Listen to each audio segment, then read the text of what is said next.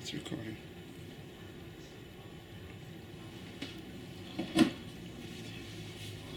Good evening and welcome to Nitzutzais, Sparks, Tidbits on the Parsha, the weekly Torah portion, which this week is Vayeira.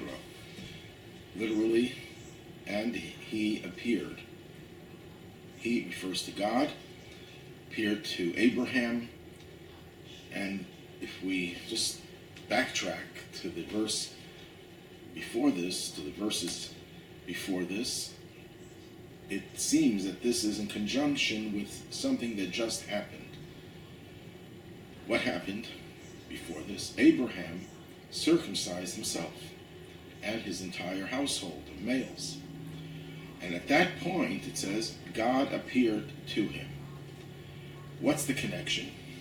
So Rashi says, Abraham was ailing from circumcision. Remember, he was 99 years old, and this was what you can call auto-circumcision. He did it to himself.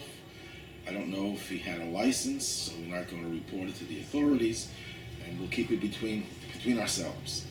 But God came to visit him to fulfill the mitzvah of visiting the sick. Because one of the things that our sages teach us is that there is a commandment to follow in God's ways, to emulate God. So just as God visits the sick, so too we are commanded to visit the sick. And this is where this mitzvah is first mentioned or alluded to in the Torah. Rashi adds another interesting point. It says it happened on the third day after he had been circumcised. Why the third day? If he was ailing for 3 days, he should have visited him the first day. Second day, why wait to the third day? So the Rebbe once explained that a mitzvah has to be performed within the realm of nature. That means that if one chooses to do a mitzvah by cutting corners, in other words, by overriding the natural boundaries or barriers, by rising to a spiritual, supernatural state where they can just do the mitzvah without the natural barriers that they have to overcome, that's not an ideal mitzvah. Because the purpose of a mitzvah is to affect the natural world. So it has to be done within the parameters of the natural world. And the Rebbe told a story, a famous story, when the Alter Rebbe was charged with treason. First Chabad Rebbe was charged with treason, that he was setting himself up as a rival to the Tsar, and he was taken to the capital, and he was transported from one prison structure to another by way of a river. And he was in this boat, and he sees that it's a clear night, and he can see the moon, and there's a practice the Jews have that every month we recite the prayer called Kiddush Levana. We sanctify the new moon. And he knew that this might be his last opportunity to see the moon, so he asked the guard who was rowing the boat, could he please stop the boat so he could concentrate on the prayer? And the guard scoffed at him, like, the prisoner is telling me what to do, and he refused to stop the boat. So the Alter Rebbe, through his miraculous powers, stopped the boat. And after he stopped the boat, he said a preliminary psalm, because the way this prayer works, there's a preliminary psalm, then the blessing, which is the main part of the prayer. And after he finished the preliminary psalm, he allowed the boat to continue. As the boat is continuing on its way, he says to the boat driver, could you please stop the boat so I can say the rest of the prayer? At that point, he realized he's dealing with a holy man, and he stopped the boat. And the question was asked, I believe by the previous Rebbe, why didn't he just continue saying the prayer if he already had stopped the boat and now was in command of it?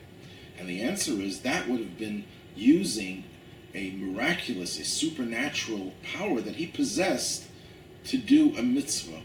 And that's not the ideal way of doing a mitzvah.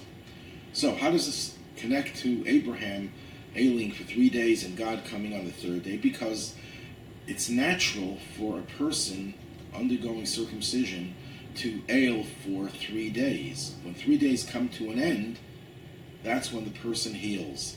So God waited until it would be natural for him to heal. And God sends him these 3 people, really angels. One of them was the angel Raphael, the healing angel, to heal him. And the Rebbe then asked, well, if it was natural for him to be healed, why did God have to come to heal him? Why did he have to send an angel to heal him? And the Rebbe answers, because most people, overwhelmingly, do not see the godly involvement in one's healing. One does not see the natural forces, the spiritual natural forces behind the healing, which are God's instruments. Abraham, on the other hand, was in contact with God, the source of healing, and the angel, which is the instrument of healing. But it was done at a time when it would be natural for him to heal. Now God appears to Abraham. The story is told of the 5th Lubavitcher Rebbe, Rabbi Shalom Dov Ber, when he was about 4 or 5 years old. Apparently had studied this in his kindergarten, and he comes running to his grandfather, the Tzemach Tzedek, the 3rd Chabad Rebbe, crying bitterly, why is it that God appears to Abraham and he doesn't appear to us? And the Tzemach Tzedek, as he's known by the title of his magnum opus, answered, if a Jew, a tzaddik, a righteous Jew, at the age of 99, recognizes that he needs to be circumcised, then he's worthy of God appearing to him. The meaning of that is that God's appearing to him required that even as he reached that pinnacle of his life, right short of 100 years, 100 is a symbol of perfection, and he realizes how imperfect he is, because in terms of our relationship with God, it's infinite, then he is worthy that God should appear. But the Rebbe also derived from this a powerful lesson for children in our own time, that we are living on the cusp of the future Messianic age, the age of redemption. And even a child today, because we're so close to that period, could demand being able to have God appear to him or her. And a child does not necessarily have to be bribed, as was always the custom. You give the child a toy, a candy, for him to do a mitzvah. A child is now in possession of this deeper force that he can come running and crying, wanting to have God reveal himself to us. Where does God appear to Abraham? In the plains of Mamre. Mamre was one of Abraham's friends. Abraham had 3 friends, Oner, Eshkol, and Mamre. Why does God appear to him in the plains of Mamre, or why is it important for the Torah to indicate that? So Rashi says, Hu shenasno eitza al hamila. He was the one who gave Abraham advice concerning circumcision. Lefichach nigla elav bechelke. That's why God revealed to him, to Abraham, in his area, the land that belonged to him. This sounds like Abraham wasn't sure if he should circumcise himself, even though God had commanded him to do so. And it was Mamre, this heathen, who gives him the advice to circumcise himself. So it appears that Mamre was more devoted to God than Abraham. Abraham had qualms. Mamre did not. So this question is asked by medieval commentators. One of them, the Tosafos, answers that Abraham was not looking for advice whether or not to fulfill God's command. Rather, Abraham wanted to know if he should do it in private, make it into a private affair, no one has to know about it, or he should do it publicly. Let everyone know that I, Abraham, am a Jew. I have fulfilled God's commandment to circumcise myself. But even that requires some clarification, because Why would Abraham, who was always doing everything in public, pronouncing, proclaiming God's unity and need for kindness and justice and fairness throughout the world, why would this be any different? And one possible answer is Abraham's life's mission was to spread God's message to the world, the message of one God, the message of the 7 Noahide commandments, the message of God's insistence in kindness, compassion. And Abraham was very successful at that. He was concerned that if he would circumcise himself in public, that means everyone would know about it, that would erect a wall, a barrier between him and the rest of the world, because it would be like Abraham saying, until now, I was just like you. I had to believe in one God, I had to fulfill the 7 Noahide commandments, and I'm trying to impress upon you that you should do the same. But now, Abraham is saying, I'm different. I am circumcised. I am perfect. I am a Jew, and you're not. Then how could he come to them and try to inspire them, influence them to follow in the ways that God had intended for all humanity? He felt that his message would not be accepted. And that's why he went to Mamre. Because if you want to test a message, who do you go to? You go to the people to whom the message will affect. So he's now going to Mamre, who is not obviously in the same league as Abraham, and he says to him, what do you think? Will my circumcision make me a pariah? Will make me unacceptable to everyone? Or perhaps I won't suffer? And Mamre said, no, go ahead with it. Make it a public affair, because then they'll respect you. And this is the message for today. When a Jew is afraid to behave Jewishly and being different from everyone else, not because he's afraid of anti-Semitism, that's a separate issue, but he's afraid that his ability to influence the world and to do good for the world will be hampered because people won't accept it because you're different. No, it's the other way around. And it could be that anti-Semitism, one of its causes at least, is because Jews are trying to tell the world we're not different. And they say to us, yes, you are different. You have a special mission. And that's indicated by the covenant that God made with you. Well, what happens? At this point, Abraham is sitting at the entrance of his tent, and it's in the heat of the day. Let me give you some background based on Rashi, and Rashi is based on earlier sources, Talmudic and Midrashic sources. Abraham was ailing. Abraham was a man who opened his tent on all 4 sides for guests. One of the reasons when we get married, we have a chuppah, canopy that's open on 4 sides, just held up by 4 poles, is because we want our home to be like Abraham's home, that had entrances on all 4 sides, so that nobody would miss his home to be a place where they can get food, shelter, and what have you. So Abraham devoted his life to this type of kindness, a life of hospitality where he would invite everyone into his home. And God didn't want him to be disturbed by wayfarers, because what happens with an ailing 99-year-old man after surgery running back and forth to take care of his guests? So God took the sun out of its sheath, which means God made it so unbearably hot that no human being would ever walk through the desert on that day. But then Abraham was disturbed even more, because now he couldn't express his kindness. It literally hurt him when he could not do an act of kindness. So God couldn't send humans, it was too hot, so he sends angels disguised as humans. And Abraham sees them and he's all excited and he runs. Remember this? After my bris, I couldn't walk for a year, let alone run. And this is 3 days later. He's running towards his guests and he brings them in. He has them wash their feet. He offers them some refreshments, but he doesn't just give them some bread and then let them go. He takes cattle, he prepares it. He gets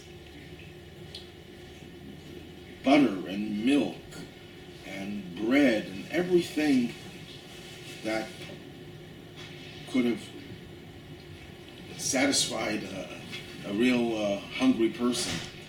And he not only served it to them, he stood over them, waiting for them to eat it, willing to respond to every whim of theirs. This was Abraham's degree of hospitality. And the Talmud derives a very powerful lesson from this. Here God appears to Abraham. So God is now in Abraham's presence. And Abraham says to God, God, please don't go. I'm busy now. I have to tend to a more important matter. So stay here. I'll be back to you later. From here, the Talmud derives that entertaining guests, bringing guests into your home, is greater than greeting the face of the divine presence. That's a very powerful statement. My father, of blessed memory, once gave this very beautiful explanation. When we talk about inviting guests, we don't mean inviting your neighbors for a dinner. That's very nice, but we're talking about people who are traveling, who don't have a home, who don't have where to stay. They're temporarily homeless. The Talmud makes a very strong statement about homelessness, that unlike other deficits, for people that don't have enough food, enough clothing, which is a terrible scourge when that happens, but the Talmud only applies the following to the case of a person without a home. That a person without a home is not a complete human being. Why is the home more important for a person's human dignity than food and clothing? And my father explained that's because the home is the only place where you can be yourself. Every other place where a person functions, they're on a stage. They're acting in a way to appeal to the listeners. If they're talking, if they're teaching, whatever, even if you're just chatting, you will put on a certain air about yourself. You will behave in a certain manner. You will be a little bit more cautious about what you say and how you say it and where you say it and when you say it. But as soon as a person comes home, they can throw off their jacket, they can be dressed or undressed, they could say whatever they want. They're themselves. They're in touch with their true persona, because we have two personas, the private persona and the public persona. Well, a person who is homeless doesn't have a private persona. He never experiences his true human dignity because he's always outside. A traveler, although not homeless in entirety, but still on the road, you don't have a home, you lose some of that human dignity. And therefore, when you bring him into your house, you're creating a human being out of someone who is lacking in their humanity. You become God's partner. So, being God's partner is superior to just greeting God where you're on the receiving end. Being a partner is greater than being a recipient from someone.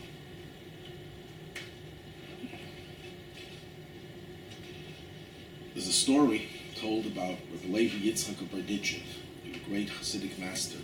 He once came to a town, but he didn't announce himself, although everyone who heard of him knew of him as the greatest rabbi in that whole region. And he needed a place to stay, so he goes to the home of one of the wealthiest Jews in town. He had a beautiful, huge mansion. And he knocks on the door and he says, "Can I have a meal? Could you please offer me some food? I've been traveling and I haven't eaten." And the man said, "I'm sorry, we don't have any food left over. But maybe you can give me a small room to sleep. I don't have a place to rest my weary bones." And the man says, "No, I'm sorry, we have no place for you." So he leaves and he goes to the house of one of the poor members of the community. And he knocks on the door and he asks him if he could stay. And the man says, "Sure." And he brings him in, gives him whatever food he had, gives him a place to sleep. But then the man recognizes this is Rabbi Yitzchak of Berditchev. So within a few hours, the entire city is coming to greet him, including this rich man, who was also shocked to know that the person he had just sent away was Rabbi Yitzchak. And he comes to Rabbi Yitzchak and he says, "Why don't you come to my house? I didn't know it was you, the great rabbi. I would have given you a room and food and everything else. Come to my house. And Rebbe Levi Yitzchak answered, no. He says, we know that Abraham was great in hospitality, and the Torah makes a big fuss about it. Why does the Torah not make a fuss about his nephew, Lot, who also was hospitable? So the difference is like this. The people who came to Lot, the angels that came to Lot, came as angels. He knew there were angels. Of course, angels come to your house, you're going to invite them in. When Abraham saw these angels, they were disguised as people and as a lowly class of people. And notwithstanding that, Abraham brought them in. That's the true nature of hospitality. One of the angels tells Abraham, next year you're going to have a child. And Sarah overhears this, and she laughs. How could she have a child? She's too old. And God says to Abraham, why did Sarah laugh? And then when Abraham tells Sarah what he heard from God, she says, no, I didn't laugh. So the question is, how could it be that Sarah laughed, number one, by being cynical? Number two, why did she deny it? Sarah was the most righteous woman, one of the most, if not the most righteous woman in all of history, and yet she laughed, had less faith in God than you would expect of her, and then didn't tell the truth about it. So there's a Hasidic interpretation given by the Sfas Emes, the Rebbe of Ger, who says that Sarah did not laugh consciously. She laughed subconsciously. Somewhere deep in her subconscious, there was a shred, a scintilla of doubt. Consciously, she had no problem. But in the deepest layers of her psyche, she had that scintilla of doubt whether it's possible for her to have a child. And therefore, when she denied it, she didn't know that she laughed because she was not aware of what happened in her subconscious. Many people attribute the knowledge of the subconscious to Freud, but it's something that was known to Hasidic masters, and it's rooted in the Talmud as well.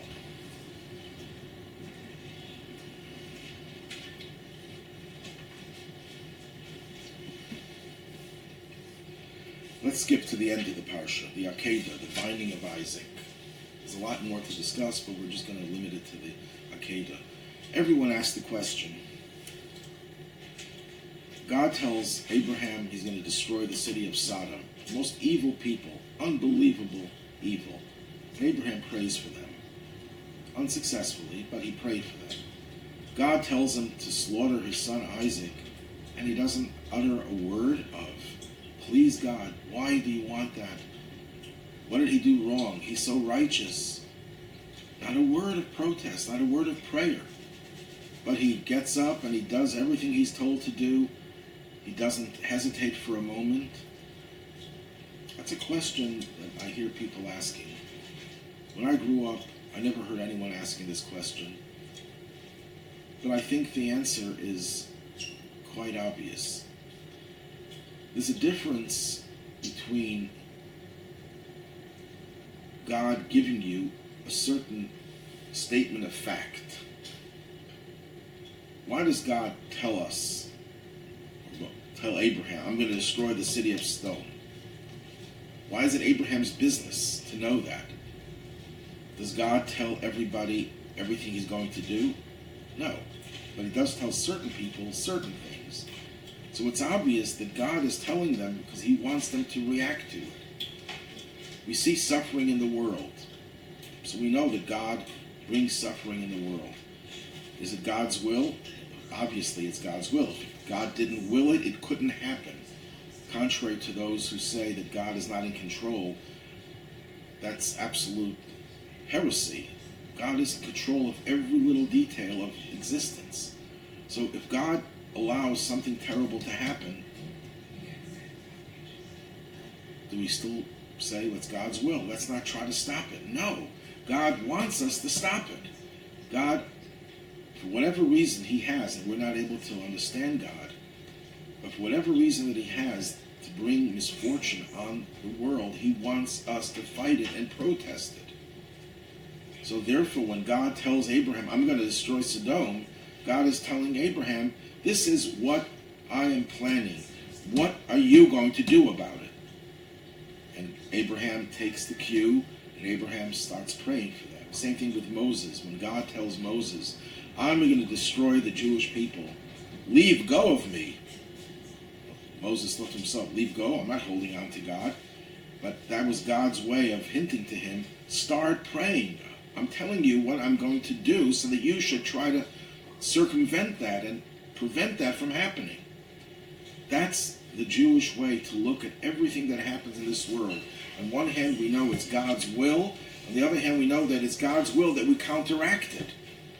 So there's never a point in time when we say, if God wants people to suffer, let them suffer. It's tragic, we feel bad about it, but we're not going to do anything about it. But when God gives you a commandment to see how loyal you are, if you start protesting it, you demonstrated that you are not capable of meeting God's standards and God's demands. If God would have told him, your son Isaac is going to become sick and he's going to die, of course he would have prayed for him. But if he's commanding him, this is his commandment, then of course he had no choice, he had to do it. One of the other lessons, and I'll conclude on this note, is that some people say, how could God have commanded him to slaughter his son Isaac? Human sacrifice is horrible. And of course we know that that was not the commandment, that was only a test. But even, how could it even be a test? And I'd like to just share a very brief point. It needs a lot more embellishment and clarification, but I think a little bit is necessary. And that is that if someone tells you, why is it wrong to kill? And they say, because it's just reprehensible, it's just horrible, it's abominable. There's no question. We have to have that attitude. But you know what? For every attitude that a person has that is right, in the extreme, there'll always be people who will say, not necessarily, and there will be people who will argue the opposite. All you have to do is look at the terrorists of today, or the communist murderers of the past, or the Nazi murderers of the past. All you have to do is look at them, and they said, murder, yes, that is acceptable. Depends for whom. Not for Aryans, but for Jews. Not for communists, but for counter-revolutionaries. They just changed the terminology. If we would be limiting our abhorrence of murder, of child sacrifice, simply on human feelings, while it would be a good thing, it would not guarantee that people would adhere to it. The Torah, by virtue of this whole story, comes around at the end and says, no, I do not want that type of sacrifice. That sacrifice is abominable. And this was only a test. But once God tells him that this was not what I wanted, this became enshrined, that this is contrary to God's will, and God is absolute, doesn't change. You cannot rationalize. And I know people will ask, well, how come there's a death penalty, and how come there's war? That's a good question, but of course the simple answer is because that's mentioned in the Torah. The same God who prohibits murder doesn't prohibit in those cases. But of course this could lead to much more discussion. This is not the point of our class, just to give you some insights. Have a good Shabbos, have a good night, and we'll be back, God willing, next week.